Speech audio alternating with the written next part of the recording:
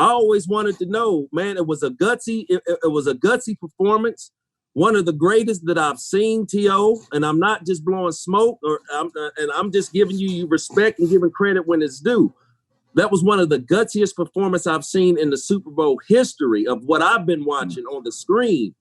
And I just want you to like, dog, take me through the week because, I mean, I'm a fan and a lot of sports fans was like, and I know the Eagles fans was like, oh, he's going to play. He's not going to play. He's not going to play. And all of a sudden, man, you out there with what, one leg out there, bro? For a 10-yard curl?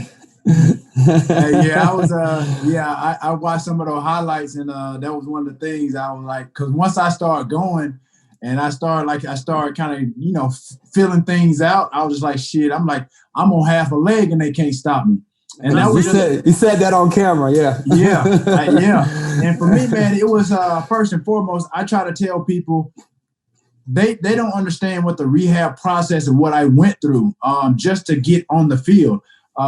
Number one, I honestly tried to exercise my faith in God to really show people that, you can do beyond what your mind and anybody else tells you that you can do. And then just the training staff that basically pushed me to the limit. Because like I said, at one point in time, like I said, once I got out of surgery, and then I'm on my way back from Baltimore because I had my surgery in Baltimore like the next day or so. And then I'm driving. I'm in a car on my way back. I'm talking to the radio station, and they asked me how the surgery went. And I'm like, I said, before I know it went well or what have you. And they asked me, my thoughts on possibly, making it to the Super Bowl if we get there. And I just basically just said, I said, if they make it to the Super Bowl, I said, trust me, I'm going to be ready. And I just put that, that's just me knowing who I am. And hold on, is that how you felt? Or were those just words to the radio station? No. That's just how I was wired. Like, bro, if you watch what I did in San Fran for 8 years and what I did up until that point of me getting hurt, bro, I felt unstoppable. That was the first time I had a capable quarterback that could obviously throw the ball down the field. Obviously, he could throw every route. His arm strength was that nice to where I felt like I was able to do everything that I envisioned myself doing in San Francisco. I was able to do that under the coaching staff of Andy Reid. Andy Reid is by far the best coach that I've ever played for because he's an offensive-minded type of individual. You think about now what he's doing in Kansas City. When he left Are you surprised? Are you surprised that he's doing that in Kansas? Not at all. I knew. I did some interviews because people asked me, how did I think that he was going to fare out in Kansas City? I said, just watch. He's by far like one of the smartest offensive kind of like gurus that like I said, in the National Football League. For me to do the things that I did in Philly, it was unbelievable. These stats I know because fans, they flood my social media.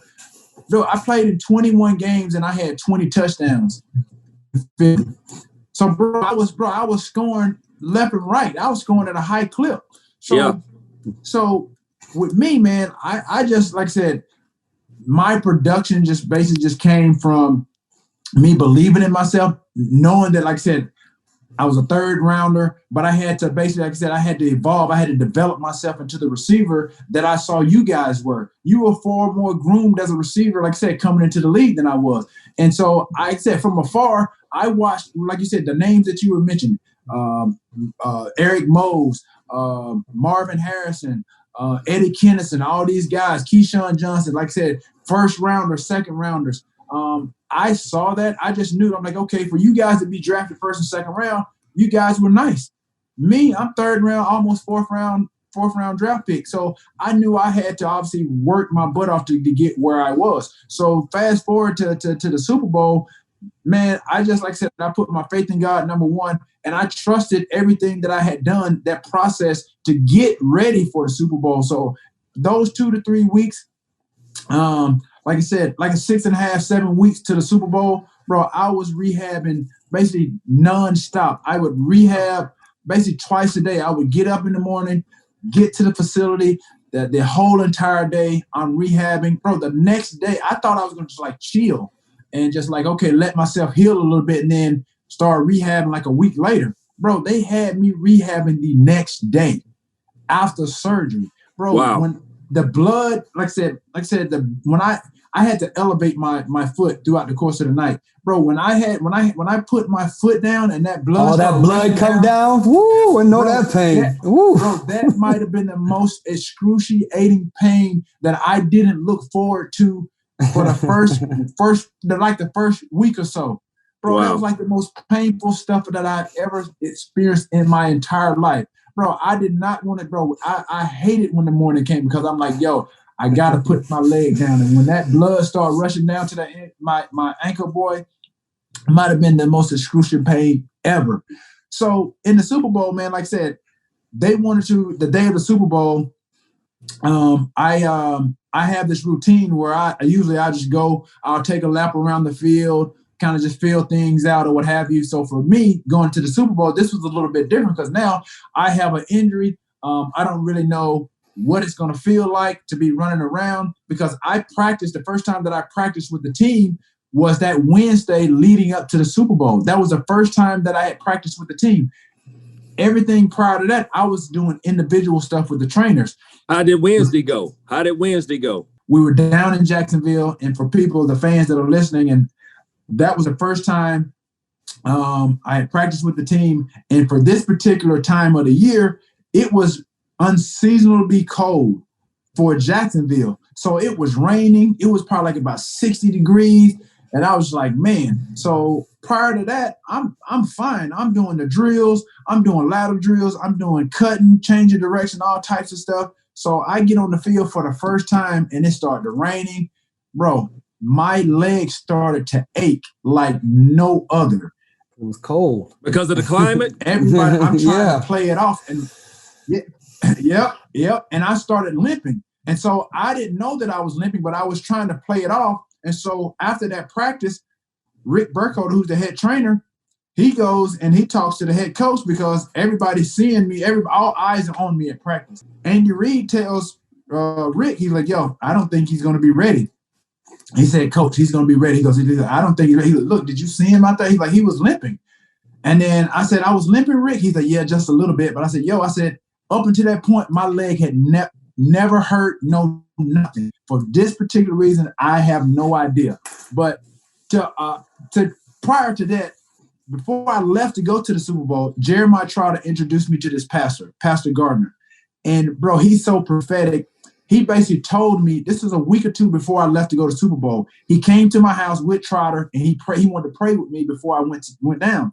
So during the prayer, he basically just told me, he goes, yo, he said, he stopped in the middle of the prayer, and he was like, yo, he goes, T, he goes, I got to tell you, he's like, a spirit came over me. He goes, I just got to tell you what's on my heart and what God just was telling me. He goes, yo, he said, something is going to create some doubt during the course of the week when you're down and getting ready to practice. He said, something is going to happen that's going to creep in your mind. It's going to create some doubt that you're not going to play in that game. And he basically said, yo, he said, I don't want you to get discouraged. And he goes, yo, he gave me some words to say when that happened. So I'm like, okay, cool. Were the words rebuke the devil? Yep. He was like, yo, exactly. He basically said, when it happened, he said, I want you to say in your mind, I want you to say, I rebuke the devil in the name of Jesus. That's what he said. That's funny.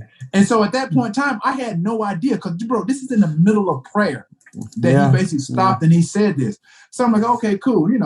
I went tripping. So fast forward to the first day that I practiced with the team. Lo and behold, my dang leg started to ache. It started to hurt. That's what he was talking about. He was like, yo. So in my mind, I'm like, yo, this is what he's talking about. So in my mind, that's what I said. I said that. Right. So Thursday, I practiced a little bit more. So Friday, I practiced. That's basically, we do nothing on Friday. And so this is where coaches have to, they go over the injury report. They go over the guys that's going to be active or non-active. So they basically, obviously, I was a big topic of discussion in the meeting. And so Andy Reid basically was telling them, no, he wasn't going to allow me to play. Rick Burkholder, the trainer, he basically said, he goes, T, I had to stand on the table for you and let them know that you were going to be ready to play. And so I'm like, all right, cool. I said, yo, I'm going to be ready. I said, just get me. I said, just get me right. I said, we got a couple more 48 hours before the game. I said, I'll be ready. And so game day, I go out, I run around. And so before I go out, they wanted some extra protection on my ankle. So they basically taped my ankle. Up until this point, bro, I guess when I was in San Francisco, I stopped taping my ankles because during the course of the week, you don't tape your ankles, and then on game day, we tape. Right. So I'm like, I stopped taping my ankles. I'm like, yo, why am I taping my ankles on game day when I go through practice throughout the course of the week and I'm fine and I don't tape my ankles? Right. So that's what I did. But in this particular case, they wanted some extra protection, so they taped my ankle up, bro. I went to go run around that field. Man, my foot was hurting so bad. I went right back in the training room. I said, Rick, I can't wear this tape, bro. I said, I can't. I said, it's hurting. So he's like, all right, cool. Took the tape off. I went back out, ran a few routes. The media, everybody, when I came back out, it was like, I remember. Man, so I went out, man, and then, like I said, the rest is history, man. I just, like I said, I was so focused, honestly. I was just focused on really, like I said, just being there for my team and just really just being productive. That's all. That was really my main focus. I was so consumed with really kind of like how I was going to play and obviously the injury that I only got a chance to soak up like really what was going on, the atmosphere of the Super Bowl. Mm-hmm. I remember going out on the field and just looking around because like I said, this is the Super Bowl. I had never been there before. And I just basically took a moment just to kind of just look around the stadium. I'm like, man, this is the Super Bowl. I've always watched it. I've always been, in the city where the Super Bowl is either being played or early in my career, I was at home, getting ready to watch the Super Bowl. And I'm like, man, this is what it was like. So I tried to take that moment, on the field to kind of just soak up whatever Super Bowl moments I could. And then once the game started, it was just, like I said, it was just second nature. Once I saw the ball and I got it in my hands, I felt good. I remember the first play was a flanker drive. And I ran across there and Donovan threw it. Yeah, he threw it. And then, man, I turned upfield. It was just like those juices, man. I was just like, oh my God. I'm like, okay. I was cool. I'm like, okay, I caught it. I planted a little bit, ran up the field. I'm like, okay, cool. He might be able to do something. Yeah. And then again, 8 passes after that. Like I said, I didn't know what I was going to finish with, but I ended up finishing with 9 catches, 122 yards. And honestly, I felt like if I had a couple more catches or opportunities, we would have won the game. Right. Yeah, because there was one particular play where they called all go. They called double go. And I lined up to the right side of the formation. And Who was on you? I think it was Asante Samuel or somebody. It was or Gay. It was the offense. Was the offense's right, defense left? Yeah. Okay, that was Asante Samuel. I'm with you. Go ahead. I'm with you. Yeah. So we called double go. And bro, I beat him so bad off the line. And when I went outside him, I got back on top. And I'm like, okay, cool. And then I started to separate based on my release. And dude, in my mind, soon as I did that, soon as I got the release and he didn't get no jam on me, in my mind, in my body, I'm like, oh shit. I was like, oh shit, this is tough. This is 6. I said, this is 6. So man, my teammates, like I said, I'm on my sideline. They saw the release and I could hear them on the side of the They was like, oh shit. I'm like, touchdown. Dude, I looked at the peripheral. Once I got beyond the defender, and let's say I started just digging a couple of yards, and I kind of just peeked back. I saw him load up and throw to the other side of the field. Everybody was like, I heard the air come out of everybody. And he was throwing to Pinkston on the left side. Yeah. Defense right. And I'm like, yo, like it was incomplete. And I'm like, oh my gosh. So, bro, after that, That's man, funny. it was like, that was like one of those opportunities. I felt like had I got 1 or 2 more catches, or I could have got that catch, then the outcome would have been different. But my mentality, man, like I said, based on my competitiveness and obviously that injury that I had sustained, like I said, no doctors gave me an opportunity, let alone to be walking at that particular time, let alone playing in the Super Bowl with the injury that I had. And I had to sign a waiver just to play in that Super Bowl because because the doctor didn't medically clear me because he had never seen anything like that. Because I had to go back to Baltimore a couple of times for some visits just for a follow-in checkup. And so when we went there, Rick basically took him all the video, showed him everything that I had been doing, running, cutting, everything. He couldn't believe what he was seeing. And so I went in there and I had to basically a one-on-one meeting with the doctor. And he said, what you have done, he said, it's remarkable. He said, but with my expertise, he said, I can't medically clear you.